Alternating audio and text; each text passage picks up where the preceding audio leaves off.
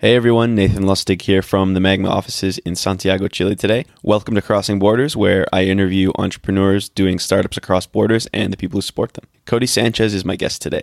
Originally from Arizona, Codie started her career as a journalist covering stories along the US-Mexico border before getting into finance, where she's carved out a niche working with Latin American family offices and institutions. In addition, she angel invests and helps entrepreneurs expand their businesses and potential entrepreneurs think about how to get started via sharing her story and what she's learned on her journey so far. Codie has an interesting perspective on finance, cultural differences between Latin America, the US, Latin American business opportunities, and how Latin America is changing. I hope you enjoy my conversation with Codie Sanchez.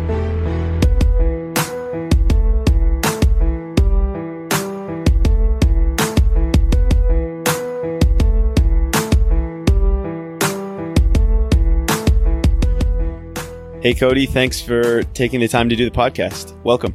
Well, thank you. It's my pleasure. I'm glad we were able to make this work. So where are you in the world today? I'm actually in California today, so stateside, which is always a little bit nice. I'm in sunny San Diego and going to have some meetings in the next couple of days with some Latin Americans coming in to enjoy the sunshine too, I'm sure. So you're meeting up with some Latin Americans. What's your main business? What are you up to?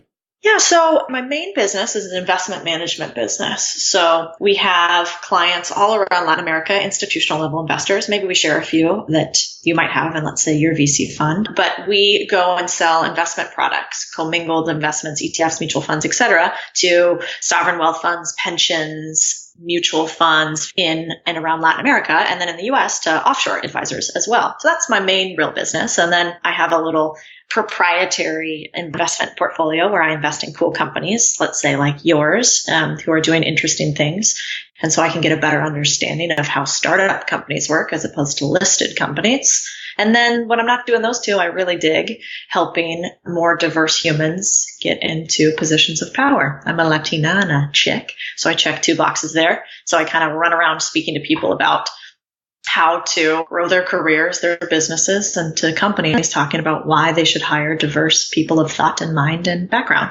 So why should people hire diverse people of thought and mind and background? Oh, Nate, I get too excited to talk about this, so you're going to have to shut me up at some point. But, well, what I've found, and I'm in finance, and so we are an industry that is exceptionally homogenous. You know, we have a lot of the same types of people in finance. And what happens, and there are a ton of different studies and books that you can reference, but what happens is in a world that's increasingly more diverse and where it's easier to do business internationally, I think, one, you put yourself at a huge disadvantage if you only have one type of thought. And, you know, a perfect example is how I've been able to progress my career relatively quickly, I think, is due to no superior intellect at all. I have been a diverse candidate. So I speak Spanish. I understand Latin America. I'm also a female. And so as these companies are looking to get into markets like Latin America, they don't have those kind of employees. There's not a lot of Spanish speaking, financially literate salespeople in the US. And so I was able to sort of fill a role. If companies had more diverse profiles of employees, they could leverage these huge demographic shifts we're seeing in the US to have Latinos being the largest minority group, you know, trillions of dollars in spending power, women's purportedly going to manage or be in charge of management of most of the private wealth in the US by 2020. There are all these changes that are happening. And I think that if you're an industry or a company like finance, where you need to understand the clients that you represent in order to manage their money, yet you don't have any of those individuals in your companies, it's going to be very hard to sell because we like to do business with people that we like, and we tend to like people who are like us. And so, you know, if you're, I don't know, Chase Bank, and you're having massive grouping of Latinos start to come into, let's say, California, the southwestern U.S., and they come into your bank, they don't have anybody with a last name like mine, Sanchez, I think they're going to pick a new bank because they want to find somebody who understands their unique needs and cultural assertion. And there's lots of data behind it. And I just finished actually a really interesting book. If you're at all in the business of hiring or building out companies, or if you're diverse yourself, the book is called The Difference. And it's by Scott Page, I believe is his name. And he gives an academic overview on diversity. And I don't just mean being a woman or a Latina, but diverse types of thoughts and backgrounds and experience as well. Yeah, I think that diverse types of thoughts and experiences is really, really interesting. And we see it with the companies we invest in, because out of 32 companies we've invested in, there's 9 different countries represented by the founders and 13 different countries represented by employees. And so when you see something that maybe works in Chile, and then you can take that to the US and it's a completely different solution that someone from the US wouldn't have thought about, and then it works in the US, that's a huge leg up compared to somebody who's just stuck in, it could be the Silicon Valley bubble, or they could be in Chicago or New York or whatever it might be. Yeah, I couldn't agree more. And, I think it's fascinating. I see it in Arizona, for instance, which is where I'm from. And, I remember during the crisis, there was obviously a huge problem with real estate in Arizona in particular. And my father happens to be in real estate, and he's Latino, and he had this unique niche where he spoke Spanish and he served a lot of Mexican business owners. And so at a time when the entire real estate market is in a free fall, and, everybody in Phoenix appears to be in the real estate business. And so it's a really painful period for the economy in general. His business was booming. And why? Because all of these Mexican business owners, due to some of the violence issues in Mexico and due to the increase in what they could buy with their peso, they were able to come in and buy property and rent property and start businesses in the U.S. at a level they had never been able to before.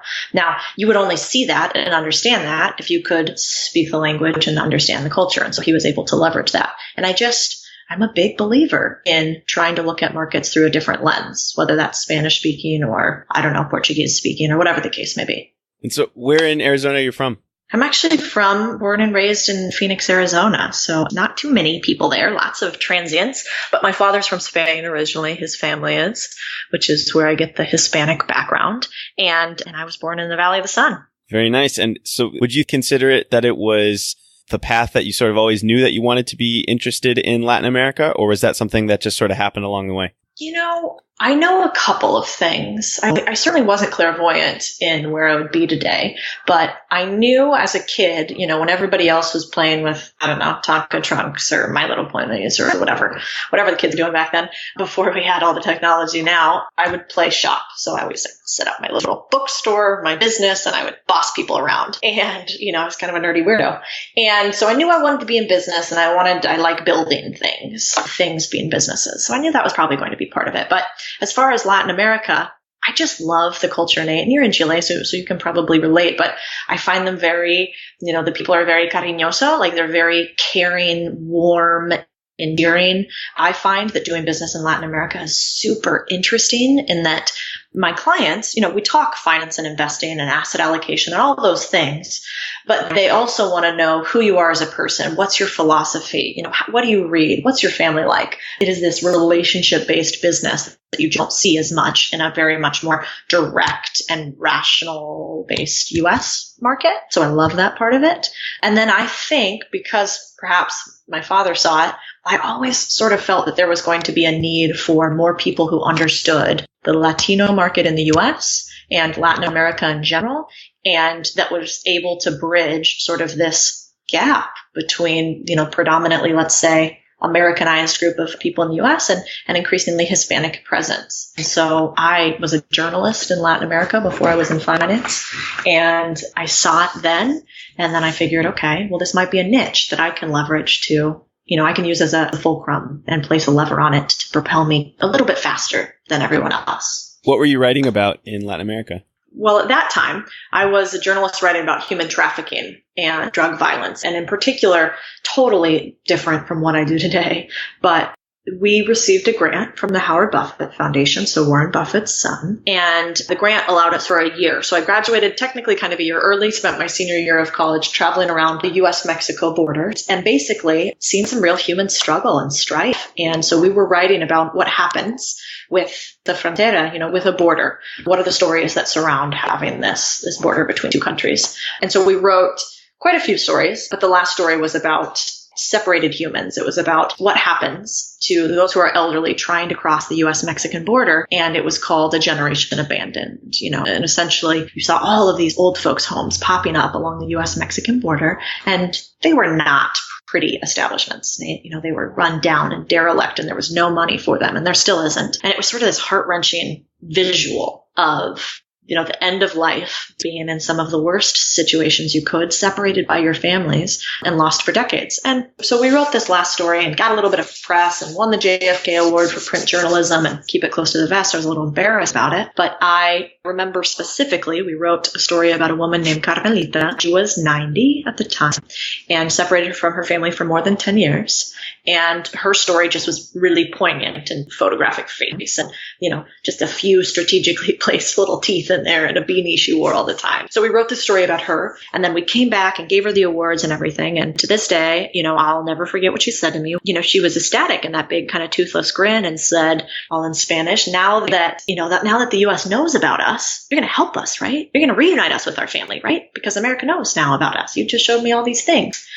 And of course, I was kind of naive. I hadn't thought about that. So that was the point, Nate, where I sort of realized, okay, I thought I was doing these great things and writing stories for others, but I wanted to rewrite stories. I wanted to figure out where power stemmed from to allow this to happen. I didn't want to just write about somebody's story. And so I sort of tried to sit in it and think for the last couple months of school, where does power stem from? And I have a belief, I don't know if you share it, that, really the universal language is green. It's money. And there isn't a religion or a country in the world that really doesn't accept currency. And so I figured, well, maybe if I can understand finance and understand money, then I can understand power dynamics and perhaps figure out a way to make more of a difference by giving back monetarily and by hopefully hiring, inspiring, and bringing along more diverse humans that will think like I do, that we shouldn't leave those behind. So that's what we were writing about at the time. No, that's an amazing story. Did you run into any of the problems with threats to journalists, or why are these people poking around in the border that I've read some stuff about? Or since you were talking with old people, it didn't hit the radar too much? Yeah, well, before that story, not as much. Nobody had broken that story before, so we were the first to do it, which is why I got some acclaim. But we wrote a story before that, and we were in Juarez, which is, called La Ciudad de Muerte, because, if people don't know, it's just a heart-wrenching city to me. Right across from El Paso in the U.S., you can see over the Rio Grande to Mexico, just a chain link fence separating them and sort of a world apart. And, as you probably know, there are thousands of women that go missing every year in Juarez because it's a center for the manufacturing hub in Mexico. And so there are all these maquiladoras, which are kind of like, people have a bad connotation of them as sweatshops, but really, Lowe's has them. All the major manufacturers who manufacture in Mexico have these maquiladoras, these factories right along the border, and they largely employ women. And they employ them actually at a much better rate than these women could get a job anywhere else in Latin America. But the problem is a lot of these women are, they come up from the south of Mexico and they come up without families and they try to earn for their families and, come up from other countries. And so there's not a lot of way of tracking them. And so, when you cross the border from El Paso to Juarez, there's a big, huge wooden cross. And I'll never forget, the cross is covered with pink ribbons and tokens like rings and hair ties and pictures of all the women who have gone missing there. And so we wrote a story, like sort of a follow-up, like where are they now, about some of the women that have disappeared there. And what was odd, Nate, is you would look all over the city. Have you ever been to Juarez? I haven't. I've just seen it across the border from El Paso. Okay. So like if you're walking through the city, you'll see posters sort of everywhere, and they're called Las Abandonadas, like the abandoned women. And it kind of looks like a wanted poster, if you can picture that. So black and white printed on different colored paper, and it'll say their name and have a photo of them and information. And please, can you tell me about my daughter? Has anybody seen her? It's horrible. So we collected a bunch of them and took all these photographs. And then we go back to the office to kind of blow them up on the wall. And I'm 20 at the time, something like that, 21, 20. And as we blow them up on the wall, there's a characteristic, that I'm picking: long brown hair, relatively slender, 17 to 25, all kind of pretty, Latina looking in a stereotypical way. And as I'm looking at them, my photographer looks at me, and her name's Courtney Sargent, and she's white from the US, definitely doesn't look like she's a Latina. And she looks at me and she looks at the photos, and she looks at me and she looks at the photos, and she's like, gosh, your face could be on this wall. Just like, oof, that sunk in. And that same day, we went down to the newspapers. There are two newspapers in Juarez. One is run supposedly by the Narcos, which is the Sinaloa Cartel that ran that city at the time. I don't know now. And one is run by government, supposedly. And so every day they would say, death statistics, like how many women were found sort of mutilated in the desert. And it sounds horrible, but every day there were people found out there mutilated in the most horrifying of ways. And the narco newspaper would have one number and the government newspaper would have another number. So they'd be different every day. So we went down and talked to the government newspaper, which we thought was safe. And the same thing happened. He started looking at the photos we had and we said, well, how come they have this and you have this number and where's the difference between the two? And the government official kind of looked at me, looked at the images from one and then pulled the images I had from the other and laid them all out on his desk. And he kind of looked me in the eye and he was like, he goes, isn't that odd? Your face could almost be among these pictures. And he didn't say anything else, but just the feeling and the connotation, I could tell that was a little bit like, don't ask any more of these questions. And so I never felt anything besides that, but we definitely started staying in El Paso from that night on instead of staying in Juarez. We just went down during the day after that. Wow, that's intense. I just finished reading a fictionalized version of sort of the drug war from 2010 to 2014 called The Cartel, which is crazy. A big chunk of it takes place in Juarez. But yeah, it's crazy, crazy stuff that's happened along the border. Yes, sure. I haven't read it, but funny. A few guys on the last plane I was on were reading it and said it was quite well done. Yeah, no, I think it is good. I actually got into it listening to the author Don Winslow on a podcast talking about how he's super interested in basically the drug war as a thing. And basically his take on it is that, it really is a U.S. problem where all the externalities are going to Latin America. It's really sort of unfair that we blame Latin America for it. Because all the consumption comes from the U.S. Yeah. Yeah. I think if you talk to any of my Latin American clients, they would agree. There's just not the type of consumption in Latin America as there is in the U.S. So we sort of vilify South and consume North. Yeah. So how did you make the left turn from journalism to finance? What was that process like? Yeah, not exactly the linear path most take, I don't think. So, after we wrote that story and I had my little, quarter life crisis, whatever you want to call it, realizing that maybe I didn't want to be the next Anderson Cooperette. I've always been really a big believer in using the advice and intel of others that are more experienced. And so at the time, I was considering doing a law degree following in international business, foreign service focused, because I wanted to try to understand these dynamics we were talking about at the border. So I had a professor that I just adored. And so I sat down, I kind of told him what was happening. I sat down with my thesis director, the dean of the Cronkite School, which is Kirsten Gilger, who I still talk to and think really highly of to this day. I sort of got together my little board, and I'm sure you have one too. At the time, I didn't really know what to call it, but it was just this group of advisors that I always went to when I was struggling with something internally. And, and I said, this happened. This is how I feel about it. I don't think I want to be a journalist anymore. I'm becoming very jaded on all of it, and I don't want to live my life that way. And so what do I do? And so they really just started asking me questions. And that's how I got to my main overarching question, which was, where does power stem from? And so they all gave different perspectives on it, but the one I kept circling back to was money and finance. And so once I had sort of said, okay, I don't know anything about the finance industry, but that does seem to me like that's what gets candidates elected. That's what keeps economies going. I'm sure you've read When Nations Fail. That seems to be big institutions, seem to be why countries fail or don't fail, especially in Latin America.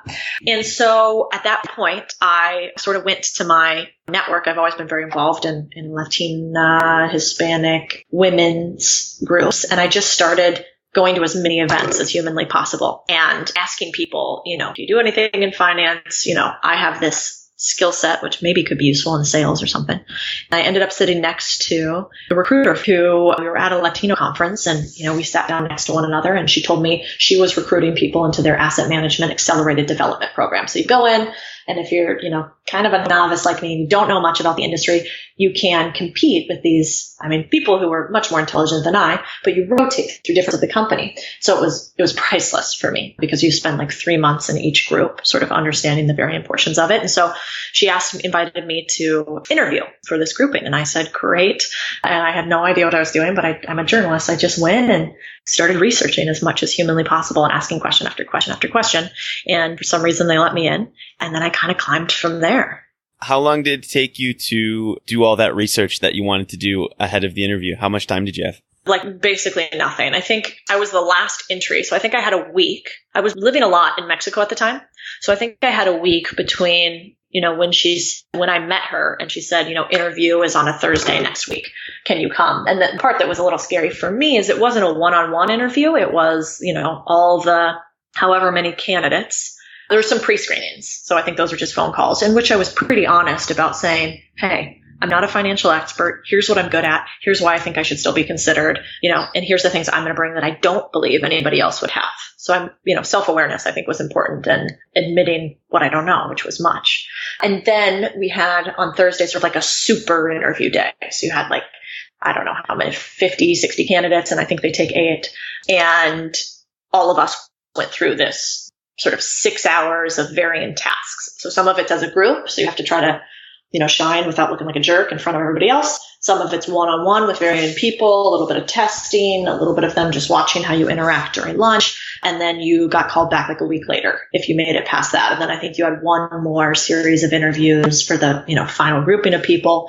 And then I think I got in 3 weeks later, and the program probably started after college. So I don't know, 2 months after we graduated, something like that. And how long was the program? So the program it was called VADP, Vanguard Accelerated Development Program. And if anybody's listening who's, trying to figure out what they're doing for a living, or maybe having a mid-journey pivot, or in college, I cannot tell you how useful these programs are. And most large corporations have some sort of an accelerated development program, a rotational program, a lot of them call it. It's golden because you come out with knowledge on 5 or 6 different areas of the business after 18 months. And so 18 to 24. So mine, I believe, was 18 months. Some of them are 24 to 36 months. And then at the end, they place you in a permanent role. But in the meantime, you get to sit and almost be an apprentice like people used to do in the old days to see, do I like this? Let's try it for 3 months. Do I like this? Am I skilled at this? Let's try it for 3 months. And you get to know the innards of a business sort of on steroids, as opposed to having to wait for, 2 years before your next role, 2 years before your next role. They're very competitive to get, but I didn't know about them. Nobody told me about these things when I was in college, so I got very lucky. That's cool. And what would be the top 1 or 2 learnings you took from your time in the program? Yeah, it was the crisis. So I graduated right just in the worst period most people have ever seen in finance that are alive today. And so I think the thing that I learned the most is I can recall a day in which, just like if you were to work at, I don't know, some of the restaurants or some of the more traditional businesses, they want you in the bottom level roles first, so that as you become a manager and a leader, you understand even the most entry level of positions. So the very first position they gave us was awful, Nate. It was just soul crushing. And you were on the phone from, 7:30 to 5 every day. You had to clock in and clock out, even when you went to the bathroom. They would track everything, and you just were, as the second you pressed the little button on your screen, you were cued in, and you just got phone call after phone call after phone call after phone call after phone call. And that might have been okay during normal periods, but this is during a massive crisis when you're taking hundreds upon hundreds of phone calls a day as a 21-year-old from people who are losing everything. And so, I can remember a phone call in which I had, 5 members of the family on the phone with me, crying, yelling, did you steal my money? Where did my money go? I trusted you guys and you're thieves. And now we're going to lose the house and, we don't have anything and we're going to be homeless because of you. And, imagine like a 21-year-old listening to all this. I'm trying not to tear up. And of course, you have to be very careful of what you say because you can't admit fault. Because we really obviously didn't steal their money. This is how the stock markets work, as things go up and they go down. And these investors just did obviously not understand what they were invested in. It was soul crushing. And so I think the biggest lesson that I learned was how important financial literacy is, and that without financial freedom, there's really not a lot of freedoms. I don't know about you, but lots of people our age-ish talk about pursue your passion and do what you love. And I totally believe that. But I also think you have to eat and you have to have a roof over your head. If you don't have the basics, it's really hard to go for the long game. And so that's what I learned more than anything is most people don't understand their finances. Very hard to get rich or accumulate anything that you don't understand much of. And if you don't have financial freedom, you don't have a lot of freedom. So I would like more people to understand how money works and how to invest. So I think that's an easy way to prosperity. And that's brutal way to learn that lesson. Right. But that's awful. I think that it should be a required course in starting in middle school, but definitely in high school, you got to take some sort of a financial literacy class, because it's just amazing how little people understand. And it's even worse in Latin America from what I've seen. But my favorite, absolutely. One of my favorite classes in high school was a class called Consumer Economics, where we basically learned how to apply for a credit card. What does interest mean if you're only paying the minimum payment on your credit card? What does it take to invest in the stock market and all that sort of stuff? And that was, I think, probably one of the most useful classes. And it was an elective that probably only, I think, 30 kids a semester in the entire high school took out of, 17 or 1800 kids. And I just think it should be something that everyone learns about. Oh, absolutely. Plus, a lot of business professionals don't know it. A lot of entrepreneurs are great salespeople, are really great from a tech perspective, or, I don't know, came up with an incredible idea, but cash is king. If you don't have cash flow to drive your business growth and to fund it, then you can have the best idea in the world, but it's going to die without its lifeblood, which is cash. I don't know, maybe you disagree with me, but most business owners, I think if they really don't understand that, and they overspend and they don't think about what they're going to do to actually draw in revenue, they get into trouble. And so I'm always really curious. Everybody wants to talk to me about ideas when they want me to invest. Like, no, this is how it's going to work. It's going to change the world. We have no competitors. And I'm always kind of giggling like, okay, great. But let's look at the financials. Let's look at the numbers. How are you actually going to do this? And what have you done thus far? Yeah, no, that's totally right. I think especially from Latin America, and you see it in sort of middle America as well in the US, with a different sort of mindset compared to the coasts in Silicon Valley or New York, where that focus really is on cash flow and getting sales and actually building a business rather than just being focused on hyper growth. And I think that it's an interesting dynamic where you have most of the world thinking about one way and another part thinking completely differently. I couldn't agree more. Yeah. And I think you're definitely right about Latin America and financial literacy in these aspects. I know, I do a lot of business in Mexico, and I work a lot with the Afores, or the pensions they're in. And it's very troubling how many people actually invest or put down money into their retirement accounts, because there's not really a social security net in Mexico like there is in the US, same thing in Chile, and how few people actually understand what it is inside of there. So thankfully, I actually think the pension system in Latin America is pretty fantastic. Chile started it where you are, and they've adopted it across Latin America, but still there are too many people that don't contribute to it like they should. Yeah, and then there's just a real big lack of understanding on how it actually works. It's the same thing from your phone calls working in the height of the crisis of whenever there's a market downturn or anything, it's, oh, you stole my money, you're going to make me poor when I'm old, all this sort of stuff. And, the model in Chile is really good. It's not perfect, but it's definitely better than, I would say, what we have for an unfunded liability in the US. Couldn't agree more. I think absolutely. And they're just getting beat on all the time for how they manage money. And, I work a lot with pensions around the region, and they are some of the most sophisticated investors I've seen selling both in the US and Latin America. Very sophisticated, very end client focused, not short-term thinking. So I'm always sort of amazed when people say otherwise. When I first started going down there, like, they spoke better English than I do. It's yeah.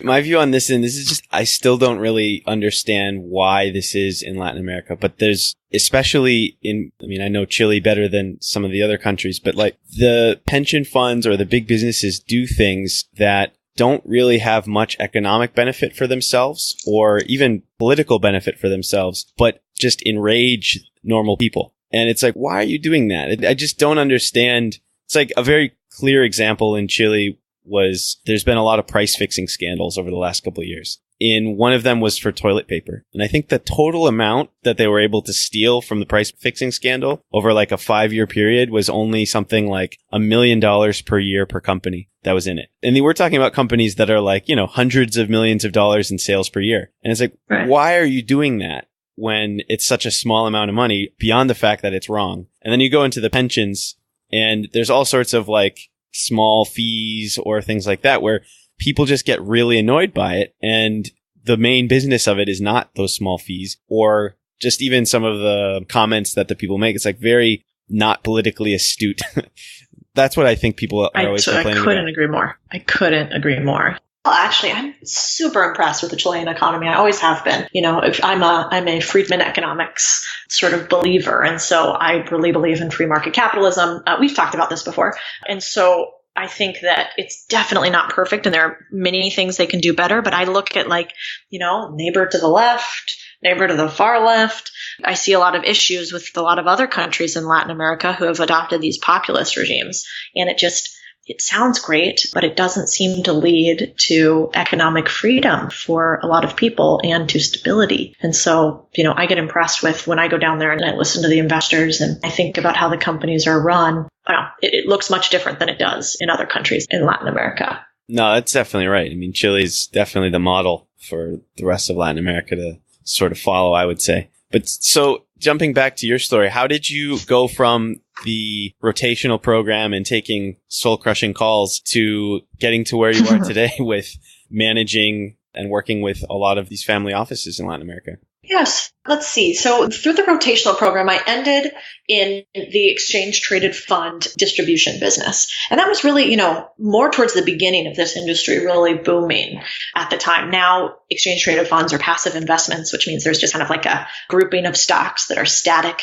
They stay the same and they're picked based on, the size of the company. And then you invest in this one index sort of over time. That business wasn't really that big, 10 years ago. And Vanguard was really one of the major proponents of it. Vanguard, iShares, State Street had the first one. And so at that company, I like growth markets. I always believe in, my experience, you should go where the growth is. And so that's why I talked about Latino demographics. That's a growing market. Let's go there. ETFs are a growing market. Let's go there. Latin America to me is a growing market. So let's go there. I think it's much easier to build a business in an area that is growing and have a shrinking pond and try to capture all those assets that are left. But a lot of people don't think about that. And so I saw this ETF market starting to take off. And I thought, okay, well, maybe that's somewhere that I can build a name for myself early. And then as it grows, I'll grow with it. And so at the time, I was an ETF salesperson, very junior, and sort of built up through the business there for a couple of years. Got recruited to Goldman to do something similar, but to sell active investments. So private equity, active mutual funds, hedge funds, and did that towards the end of the crisis, which was also very difficult given, what Goldman went through during that period. But I learned a ton, and I'm very impressed by how competitive that business is, and like the level of intellect of a lot of people there just made me better because they were so smart.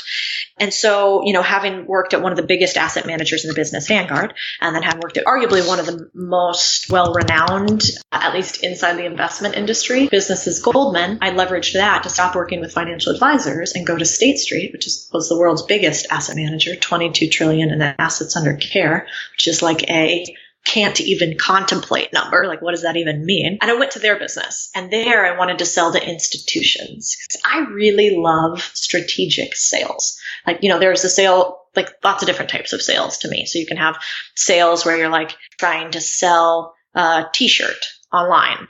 Like, it's not that strategic. You're trying to sell to a retail end investor. Doesn't mean that it can't be hugely profitable. Absolutely can.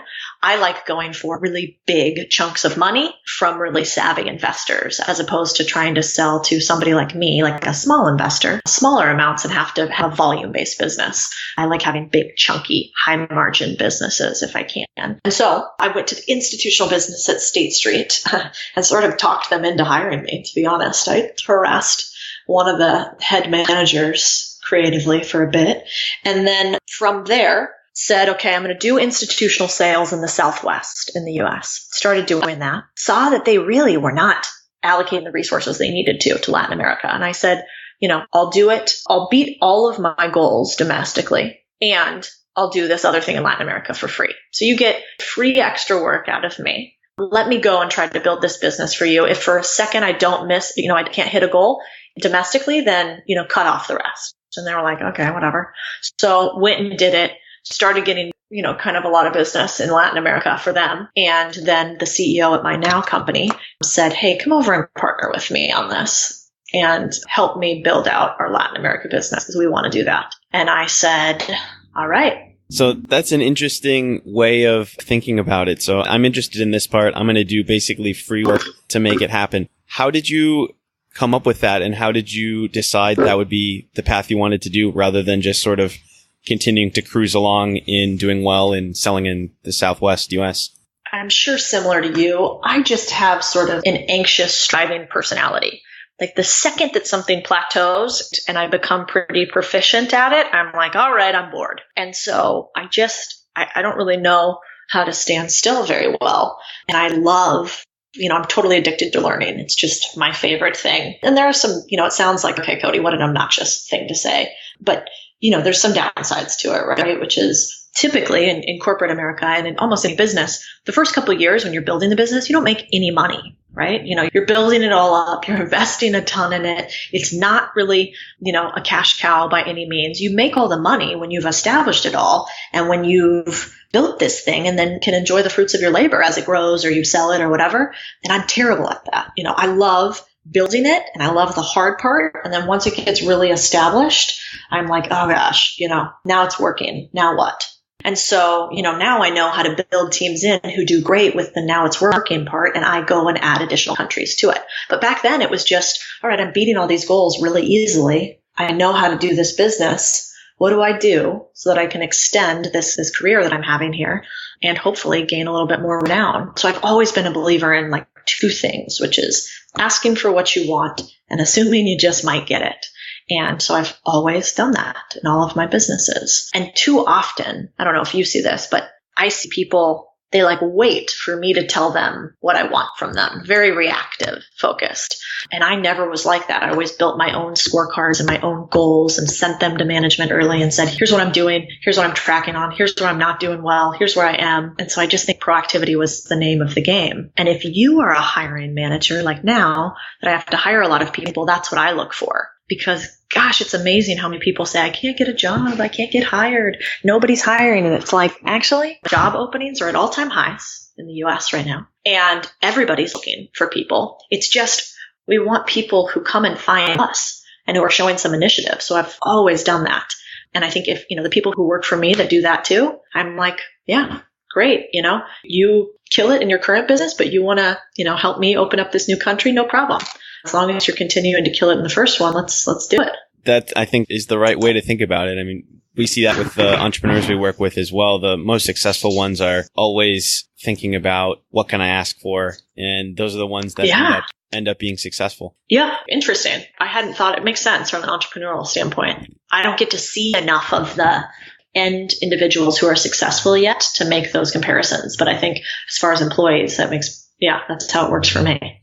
Well, so let's talk a little more about Latin America. Many people in the U.S. sort of have this monolithic view of South America. Everything south of the U.S. border is basically Mexico, and then there's maybe Brazil. Can you shed some light onto the differences between the countries and what it's like operating in multiple countries in Latin America? Sure. Yeah, I think it's a blast because they're so varied. And if a company took, 20 seconds to really dig into it, you could make a lot of money differentiating between the varying markets and probably investing in them like you do in different startups. Because we've talked about this before, but I think there's a lot of belief that if businesses are in Latin America, they are sort of copycat businesses. And they take ideas from developed markets and then they apply them to the local market, or they're like service-based businesses that, are harder to scale, or businesses where they really won't, transition back to the developed markets. And so I think there's a little bit of a misnomer about companies south of the border, and some of it's warranted. But, I also have a lot of friends that have built companies in Latin America and they're wildly successful. They just have a hard time getting capital because U.S. investors seem to invest in U.S. companies largely, maybe European companies.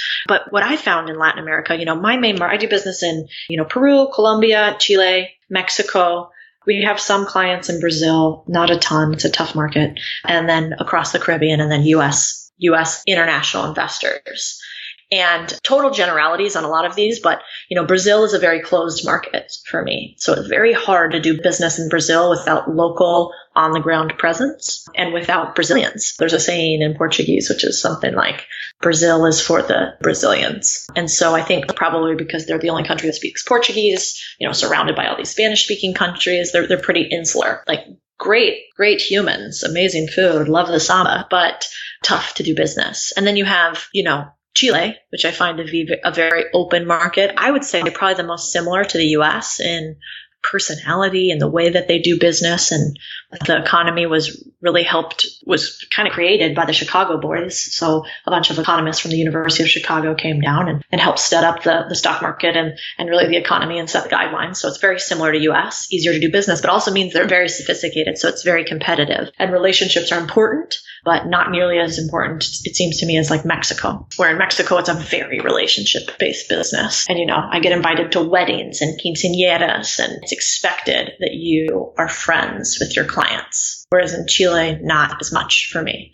But still, always invited over to their houses for dinner. And, it's seen as not a great thing if you don't do that. And if you don't engage personally all across Latin America. Whereas in the US, we really kind of separate those two. You're not often inviting over, a salesperson that sells you something to your house with your family. But I find that's very common in Latin America. And then, I think one of the things that people don't think about in that market, and companies are probably short-sighted on, is, if you look at the trust indices all across the world, and I forget who the researcher is that created this, but essentially showing what is the level of trust in governments, in dealings with individuals and dealings with companies. Like if a company says they're going to do X, what is the expectation of the end user that they're actually going to do X? Depending on the country. And Latin America has by and large one of the lowest trust indices globally, and a lot of emerging markets do. But what does that mean? It means, there's a distrust of government institutions, of corporate institutions. There's a lot of corruption and fraud and, in Mexico, violence. And so I think companies come down and they say, hey, we want to grow here in XYZ date. And if it doesn't happen right away, or if it doesn't happen the American way, then they go out. And so you see a lot of these companies come in, come out, come in, come out.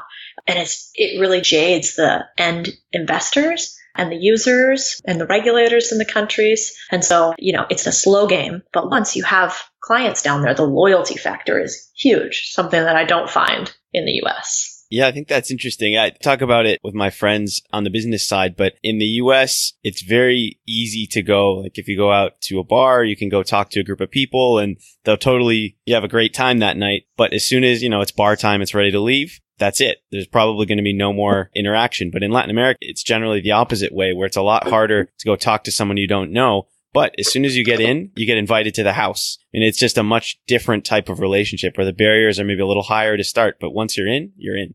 Yeah, it's exactly right. That's the perfect example. And I think it's applicable to businesses too, because, especially like a lot of businesses in finance, they really want to go down and they want to have client relationships in Chile. Let's say they look at, $170 billion pension industry that's held by like 8 players, and hugely concentrated in the top players. And they're like, God, this is a great market. We get to fly down for one day, have a meeting with 5 guys, and we get access to $170 billion in assets. Awesome. Let's do business in Chile. And it's like, well, it's a little bit tougher than that. They want to know you, and they don't want people flying in and out only. And, I've seen a lot of businesses make those mistakes. So, yeah, you've got to be down there. You've got to get in with them a little bit, and then they'll open up their home for you. So what have investors from the U.S. generally liked about, or what industries have they liked to invest in Latin America that you've seen? So a couple of things. Well, when a market's hot, like Brazil was for a long time, you see a lot of investors flow into that area, right? So when you're seeing double-digit returns from a market like Brazil, lots of exuberance about the local economy and all of the happenings there, you see investors sort of flood. Same thing has happened with Mexico in periods, or in the Andean region with Peru, Colombia, and Chile. So I see a lot of like herd mentality investing in Latin America, but as a country. So investors just saying, well, I want to have a piece of like Mexico or Brazil. And then when the market slows down, saying, okay, I want to rotate out. What I haven't seen a lot of yet by investors is investing direct in individual companies in Latin America. And I think that's because, one, it's just not nearly as liquid or easy to buy in and sell out. Like in Mexico, there's really 20 stocks on the Bolsa that are liquid and drive all the Mexican Bolsa returns. Chile, about the same. Brazil, more, but harder to access. So I think investors see it as like one, sort of how you talked about, like, I think you called it monolithic, but one homogenous grouping of companies that are all the same. And I'm curious to see over the years to come, do we start seeing it with a little bit more color? Instead of just saying, do I black or white invest in Chile? Do I invest in the copper industry in Chile right now? Do I invest in, the retail industry because I like companies, in Latin America like Falabella or whatever? And I just haven't seen that yet. I've seen a lot of my clients open, Mexican investment vehicles like a Mexican mutual fund or a Chilean mutual fund, but most of the investors they get are local. So it's Chilean investors buying that, or it's Mexican investors buying that. The U.S. investor still seems to have a massive bias to the U.S. and developed markets. I was talking with a potential partner for Magma a while back, and one of the things that we saw from U.S. investors was probably not so much in the institutions, but for sort of the, medium to high net worth individual in the U.S., they think they're much more diversified than they actually are. And they end up, maybe are diversified by sector, but usually a huge bias towards the US. So it's been interesting to see that.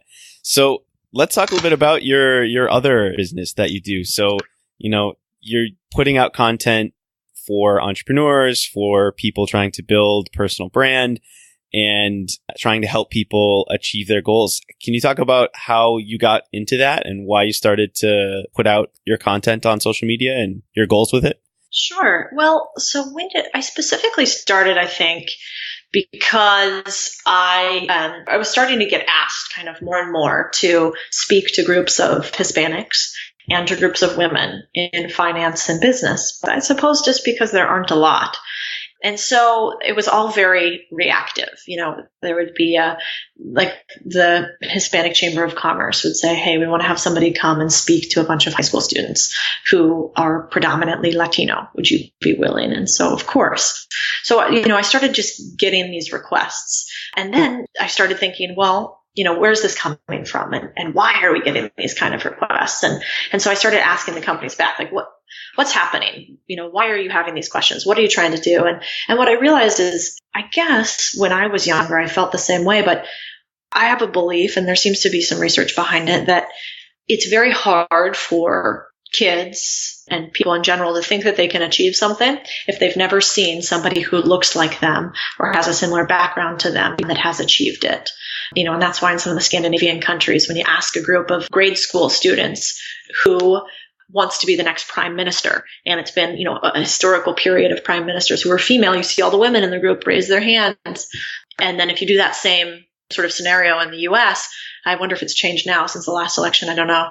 But if you do that same thing in the US, you see very few women raise their hands. And the same thing with Latinos. If you were to ask them, hey, how many of you want to be hedge fund managers? Very few of them would raise their hand.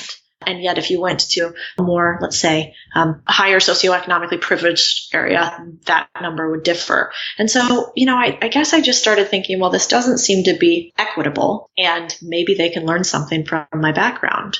And so I started sharing more and more with the real message of, not that I have achieved anything extraordinary yet, but, let's say I've achieved some things.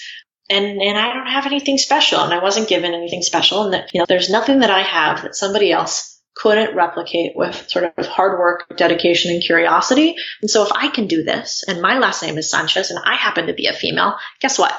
You can too. If your last name is whatever, and if you're, Black or white or Asian or Hispanic or whatever the case may be.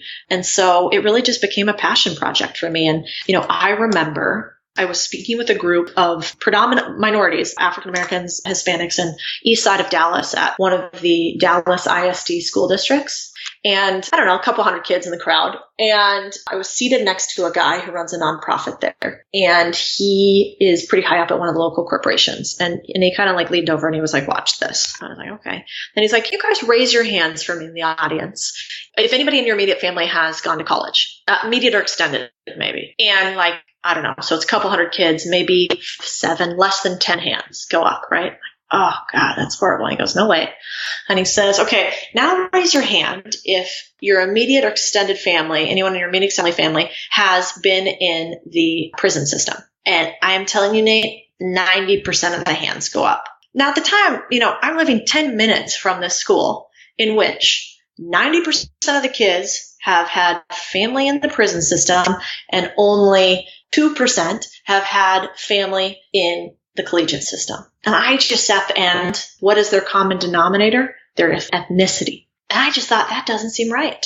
So I started putting out content. And so I don't know. I think people read it and listen to it who are entrepreneurs of varying backgrounds. And so my message is hopefully not exclusive. It's inclusive of, I don't really care what your background is. I just care, if you're diverse and striving, and if you were given something or were not, it doesn't really matter. I truly believe you can go after and grind it if you live in the US. Now, if you're in Latin America, there's real poverty south, where I don't know how you get out of some of the slums that there are in the favelas in Rio and some of the slums in Mexico. I mean, it's heart-wrenching. But in the U.S., we are given so many opportunities. I don't know, maybe this is a little controversial, but you don't have an excuse.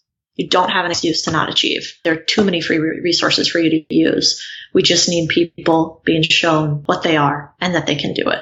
Yeah, I think in the U.S., we too often think that or compare ourselves with just people in the U.S. rather than if you took one step back and said, maybe, I'm in the bottom 20% of income or education level in the U.S. If you took one step back and compare yourself to just even across the border in Mexico, all the advantages that you have, it might change perspective for somebody who's thinking, I can't do it here. We do have lots of issues in the U.S., but it is still the best place probably to be born if you want to have a chance of being successful later on in life. Absolutely. I mean, without a doubt, I think we sort of won the birth lottery. And so that was probably the second reason I did it, which is I think if you were given the opportunity to be born in the U.S. and to have some measure of success, you kind of owe it to pay it forward. Because I don't know why I got to be born to a quasi-middle class family who, were very loving and helped me figure out how to apply to college, even though my dad never got that opportunity. I didn't really do anything to get born into that. And so I think I was given that opportunity, and anybody who does have that opportunity, you have sort of a responsibility to do something with it. And it doesn't have to be charity work. It can simply be using your talents to the best of your ability and building something to allow more people to grow and prosper. And I truly think that, for me, my form of charity is I love building businesses that employ people, that allow people to have economic benefits, to help people to have healthcare benefits, that allow people to grow in their careers and hopefully ripple out much more than I could ever donate personally through their own earning potential. Can you recommend a couple of things that either you've done in terms of interviews or blog posts or anything like that that you think people should check out if they're just going to start looking at stuff that you've done? Sure. I mean, my website, CodieSanchez.com, most of my resources on it. So everything from, if you go to there's a tab called resources, and you can kind of scroll down and you can select, do you want career tips? Do you want ideas on how to grow a business? Do you want sales ideas? Do you want ideas on how to not so much manage money, but how to make money? All of those are on the website and you can dive into them. So I would probably go there and start there. And then I'm most active on Instagram. If you want to personally follow at Codie Sanchez, and it's CodieSanchez. But I think, the goal is whether you, relate to me or anybody else, there's so many people out there putting out free resources who are telling you step by step how to recreate exactly what they've done. Kick yourself if you're not utilizing some of those. So you're one of the only people I've had on the podcast, and there's one other person that travels more than me. What tips do you have for making travel work? And how often, just so the audience can understand, how often are you moving? Yeah. Well, I travel every week. Yeah, Nate, I don't think I've been home in a month and a half, something like that. So I travel a lot. It's funny because people think that's really glamorous, and it is great. And I'm very fortunate that I get to see the world this way, but it is a grind. There is no doubt about it. I'm on a red eye to Colombia for a day, and then a red eye to Peru for a day, and then, a red eye to Chile for a couple days. And then I've probably been doing that, 7-8 years, something like that. So yes, I travel pretty much weekly. And how to make it manageable? Well, I'm very process oriented. So I guess it depends what level you're at and what you're trying to do as you travel. But let's say that you're an executive or a business person first. The best thing that I've ever done is I got my first virtual assistant, probably about 9 years ago, way before I should have had one. That was one of my first expenses. And one of the first things that I had her do is take over all of my scheduling for travel. So she does the flights, she does the hotels, she does like any of the dinner reservations that I have to do. And then, I have a couple of friends that are in politics, so I have her put together a little brief. That I learned this from them. So it's like a 1-page itinerary of everywhere I'm going that week, and then a daily breakdown of the meetings, and it includes all my travel resources. So every week I print that out on Sunday night, take a look through it, and keep it with me throughout the week. And I also have her input like all my past meeting notes. So for every meeting, as I'm running around from country to country, I have it all right in front of me, and I keep it all very organized. And then the other thing is, I think when you're traveling this much, consistency is huge. So people are like, why don't you stay at a boutique hotel? Or why don't you try this place and this place? And when you travel this much, I just find that, I stay at the same hotel chain as often as possible. I utilize the same airline as often as possible because I want to use my brain to make big decisions and not little decisions, because otherwise you get, just like you would worn down from working out too much, your brain gets worn down from making too many decisions. And so I like to keep mine as straight as possible. And then obviously, I haven't checked a bag in years. So I don't ever check unless I'm going somewhere for months. Really goofy, but I got a 4-wheeled suitcase for the first time 2 years ago, and a bag that has a strap that goes on the 2 handles of the 4-wheeled suitcase. And it changed my life. Such a silly thing, but it made a huge difference for me. Those are good tips. And what blogs, podcasts, or books could you recommend to someone who's thinking about starting a business or maybe making a career jump? Yeah. Well, I just listened to a few of your podcasts over the weekend, so I really enjoyed that, especially with this focus on Latin America. If people are interested in finding sort of their unique niche, and interest in Latin America, I really enjoyed yours. If they're looking to figure out their next career move, I guess it depends how tactical you want to get versus philosophical. Like one of my favorite books is Man's Search for Himself by Rollo May. And that is just this beautiful philosophical book about questioning your assumptions and finding sort of why are we here? And what are you supposed to do with your time on Earth? And, and acknowledging the fact that we all die. I think one of the most powerful things you can do as an individual is ruminate on that. Don't know anything except for sure know you will die one day. So what do you want to do while you're still breathing? The book that probably most influenced my career was one called Adventure Capitalist by Jim Rogers. I actually just had him on the podcast. What a fascinating human. But he started the Quantum Fund with George Soros, so one of the biggest hedge funds of all time, one of the most preeminent investors ever. And he had a portfolio that returned 172% in 1 year. He was absolutely killing it on Wall Street, and he left the fund, left Soros, went out on his own, started out with a motorcycle and bicycled all around Latin America and investing as he was going. And then he did the same thing, but around the world in a convertible car. So I love that because our generation, I think, Nate, we want to work, but we don't want to only work in a 9-to-5, wearing a button down all the time inside of a cubicle. We're privileged enough to have the resources to not have to do that, probably. And so his was one of the first ones where I thought, man, I could travel around the world for a living. I could make a lot of money doing it. I could have impact and I could have some fun.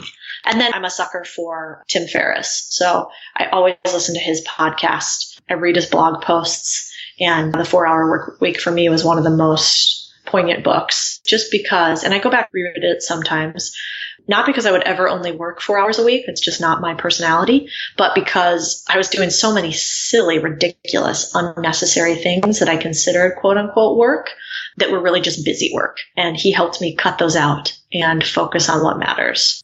So what's next for you?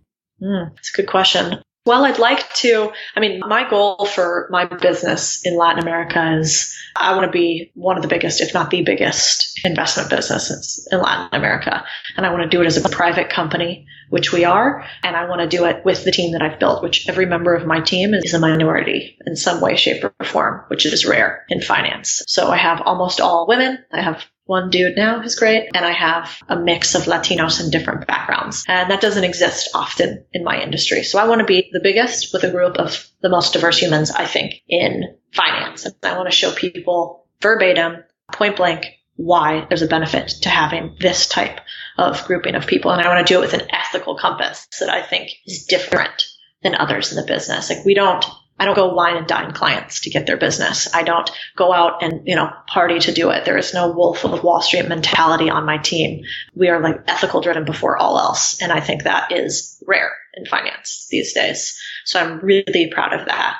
So I want to build it up to be huge. And then if I have my way with it, I want to continue spreading that message. And I don't know the mediums yet, but I think the US is ripe for more voices saying that diversity is important and backing it with action, not paying it lip service. So those are probably the two things that I wanted to do more than anything. And then, how you and I got connected is I want to invest in companies that think the same way.